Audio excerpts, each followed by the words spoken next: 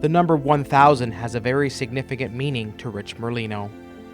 We're going to do our 1,000 consecutive 5K run in memory of Julianne Miszk today. Much of what happened today, Joe and Bernadette organized a lot of this. I was planning on running my 1,000th day with, I guess, no fanfare. I was going to go out and run, but they gathered some people together and we had a great crew, and Joe worked out the route, and the route today was some very special portions of Julianne's routes in the past with Table Rock and Niagara Falls, the falls being lit up on the day that she had passed. Dufferin Island's special place for their family, and Chippewa just being Chippewa, and then ending at Betty's Restaurant, which is the family restaurant.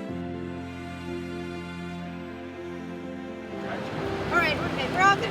All right. I've been inspired by Julianne, and I had good days, I had bad days running, and weather is certainly a factor, and there's some days where I stared at my running shoes for 15 minutes before I actually went out and ran. But to put it into perspective, I just reminded myself on how difficult it might have been for Julianne battling that terrible disease. Julianne passed away from osteosarcoma, a type of bone cancer, on July 25th, 2020, after a 4-year battle on and off with the disease. At the time of her passing, Rich had already been running for 50 consecutive days. It was around December that it was like getting day 100, and he goes, and he knew that I ran. He goes, do you want to come out and we'll do a run together? I said, absolutely. And I said, what charity are you doing? And with Julianne's, we sell bracelets in Julianne's memory. Julianne designed these bracelets, and that's how Julianne started donating to various charities. So I sold the bracelets, and I would show up with an envelope for $100, and I gave it to Rich. And then I challenged him. I go, how long are you gonna run? He goes, I'm not sure. And I said, well, if you run to July 25th, which is her anniversary, every 25th of the month, I will show up with an envelope. We can pick a charity, and I will run with you on that day. And that's what we kept doing. And then we did get to the anniversary of her passing, and we ran in our neighborhood, and we had a little video taken in our backyard. He just kept on running. I just admire him for wanting to do that, because it's almost been 1,000 days since she's been gone as well.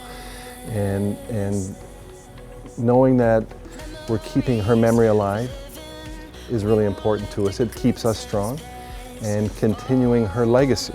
Because Rich, at the same time, it was doing this as a challenge, but it was the whole fundraising component of it as well, to be able to give back. And we have such a wonderful community here in Niagara, and to be able to give back to our community means so much it meant so much to Julianne, first of all. Obviously means so much to Bernadette and I, and obviously Rich, and his family.